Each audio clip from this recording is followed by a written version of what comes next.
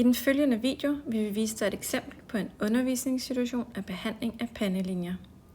Forud for den praktiske undervisning bliver du som elev naturligvis taget igennem læren om ansigtets anatomi, såsom kraniets anatomi, lymfesystem, arterier og vener, samt læren om ansigtets muskler, herunder deres funktion og deres påvirkning i forhold til det kosmetiske udtryk. I undervisningen gennemgås også hver enkelt akupunkturpunkt for sig, så eleven ved præcis, hvor punktet er, samt hvordan nålen skal stikkes. I videoen her vil underviseren fokusere på musklen frontalis, der er den primære muskel, som forårsager pandelinjer. Herudover gennemgår han også vigtigheden af at afspænde hele vejen om fra nakken, blandt andet ved at bruge punkterne på musklen trapezius. Udover dette benytter han også akupunkturpunkter fra den klassiske kinesiske medicin, samt intradermalnåle til at arbejde med kollagenen i huden.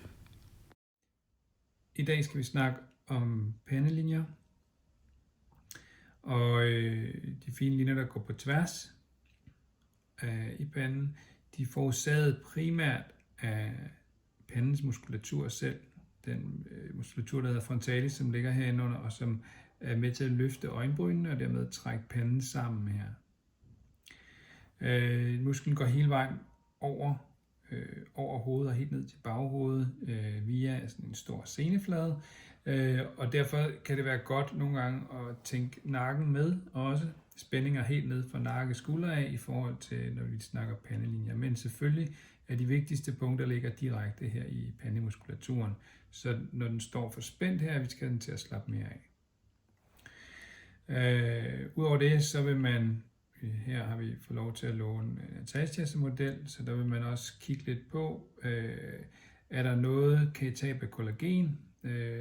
Og det kan man se, der er en lille smule, hvis man ligesom strækker ud i huden og kigger efter, om linjerne forsvinder helt. Der er stadig lidt tilbage, så derfor så vil der også være lidt kollagentab og elastintab her i huden. Så det vil være en kombination af at afspænde musklerne først, og så arbejde med kollagendannelsen. Og den tror jeg, vi viser i det her tilfælde i 2 faser. Så først, hvis vi tager muskulaturen, frontalis her, så har vi et punkt, vi tager udgangspunkt i, der hedder Gallblære 14, der ligger her over øjenbrynet, og vi vil gerne have vinklen lateralt ud til siden, hvor musklens nerve kommer ind.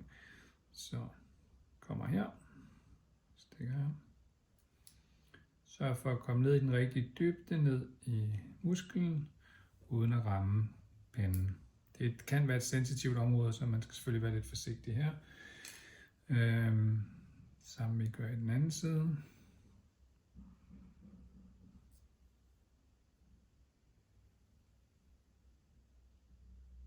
Der. Du kan se en lille spænding over nålen, og det er netop frontalismusklen, der tager fat i nålen. Der ligger en lille tune spænding over den. Der ligger et punkt mere til frontalis, så vi laver sådan et dobbelt. Det kommer herop.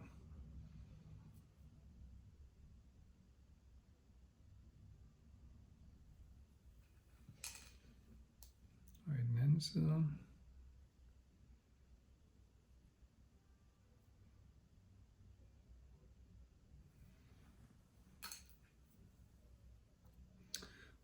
Jeg har taget en tang med herinde i midten. Afspænding. I skal bruge 2 punkter. Lige ved øjenbrynet, lige over pupillen. Der går man bare direkte ind, indtil man rammer knoglekontakten herinde. Den skal lige aktiveres. Der er et små nerveudløb, der kommer ud igennem kraniet her, der kommer stik, som er gode til at berolige hele øvre området omkring øjnene. Udover det, så har vi et punkt heroppe, blære 3, blære 15, som kan være gode i den her forbindelse. Jeg tror, vi nøjes med blære 3 her, hos Natasja. De ligger sådan lige over øjenkrogen, en linje op her i hårgrænsen, lige over hårgrænsen. Kommer, stikker den op, ligger, jeg passe på, I kan se noget her, ligger den op under skalpen faktisk på den måde. Op i skalpen her.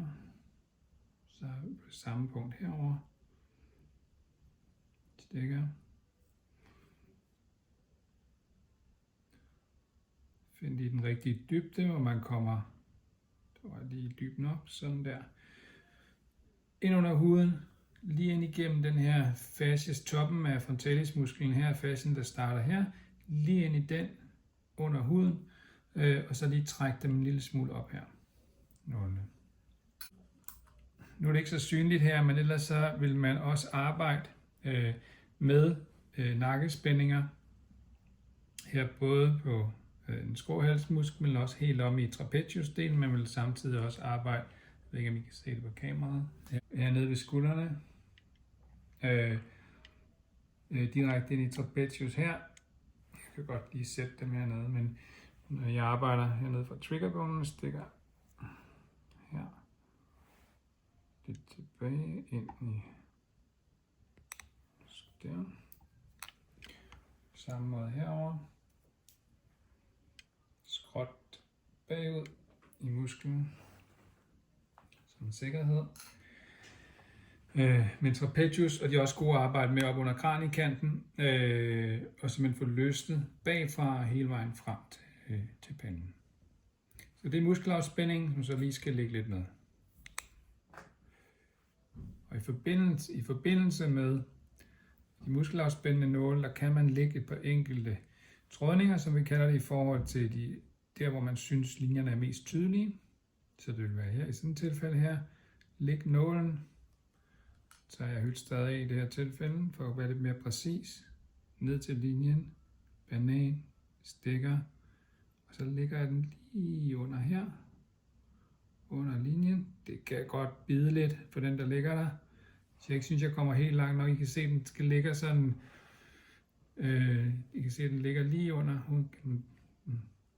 her, og den skal ligge sådan helt fint, uden selvfølgelig at komme ud igen, men den skal helst ikke grave sig for langt ned, fordi vi vil gerne have den her lidt overfladiske effekt. Jeg lægger lige ind i forlængelse af den her. Kommer nu. Og ind herunder, så langt jeg lige kan få fat, kan få lov til. Jeg har en ret sej model i dag, fordi hun er ikke meget piv over hende. Der, det kan nemlig godt mærkes det her. Jeg tager lige den øverste også. Ind under igen. Ind og lægge nålen ind under.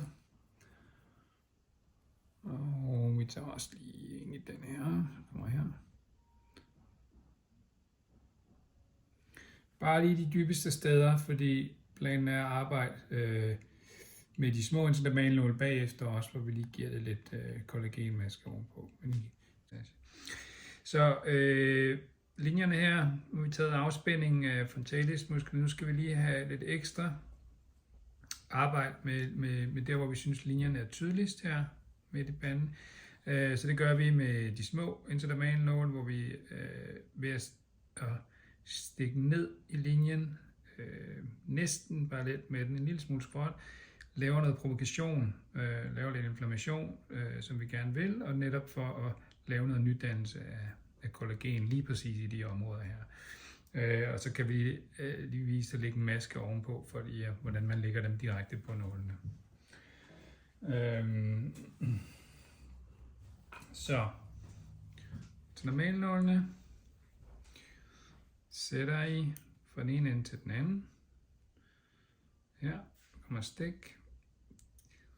De bider en lille smule, de små nåle her, så der laver man lige en lille hurtig bevægelse og får lagt dem lidt hurtigt ind under. Men igen, ligesom de andre, helt fladt skal de ligge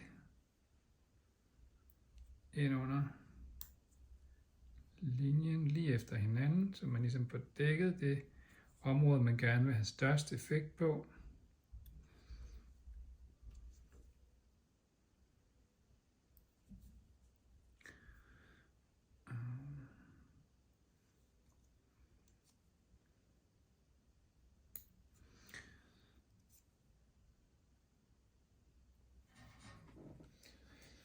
Når man arbejder meget med kollagen her, Og hvis man ligesom føler, at man har en klient, hvor det er der, hvor et af de største problemer ligger, at der simpelthen er for stort tab af kollagen, så kan det jo netop være en god idé at sørge for, at der er suppleret med det, enten via kost eller direkte via de rigtige tilskud omkring kollagen. Det skal vi nok komme meget mere ind på under selve uddannelsen, men hvordan man finder de rigtige produkter i forhold til det. Men det gælder både kollagenet direkte, men egentlig også de acceleratorer, der er. Når man skal have dannet sådan en ny kollagen, så skal man bruge nogle forskellige ting i kroppen. For eksempel bruge en større mængde C-vitamin og sådan noget. Så det skal man sørge for at tage sted, for det kan lade sig gøre. Og det kan være rigtig fint at supplere med, specielt hvis man synes, det ligner, at der er et generelt tab i kroppen. Så der har I fået lagt intervallnålene. Så kan man bruge sådan et sheetmaske her, hvor vi allerede har kollagen smurt ind i den. Det er spaltet kollagen, det skal det også være, for ellers er der ingen chance for, at det kan komme ind og gøre en forskel. Det er begrænset, hvor meget effekt I får, uanset hvad I gør, når I putter noget på udefra.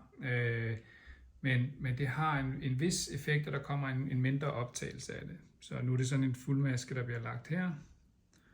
Natasha, men det er selvfølgelig for os vigtigt, at panden lige er dækket heroppe i det område, vi arbejder med.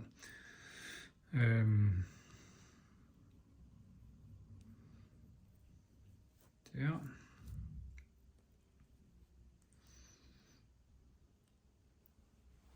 Og så kan man simpelthen lægge den ned over nålene her. Når man lige skal have den til at slutte til, skal man lige huske, hvad vej man lagde nålene, så man ikke glider ned imod dem. Men så kan I se her, at man faktisk trykke helt ned.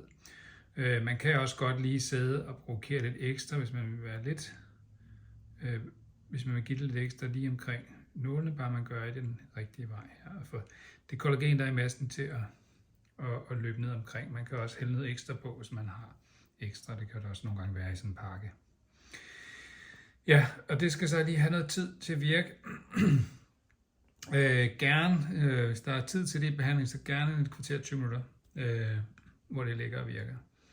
Så er færdig her med kollagendelen, de små nåle. Vi tager lige de sidste ud her.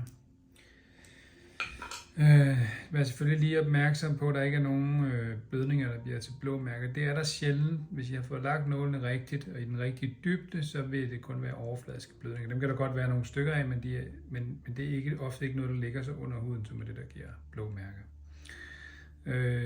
Så vi kan jo se noget rødme. Nu har vi den her aktivitet og inflammation, vi gerne vil have i linjerne. Det skal vi egentlig bare lade arbejde lidt. Man kan allerede fornemme her i forhold til panden, muskulaturen frontalis her, den er mere afslappet.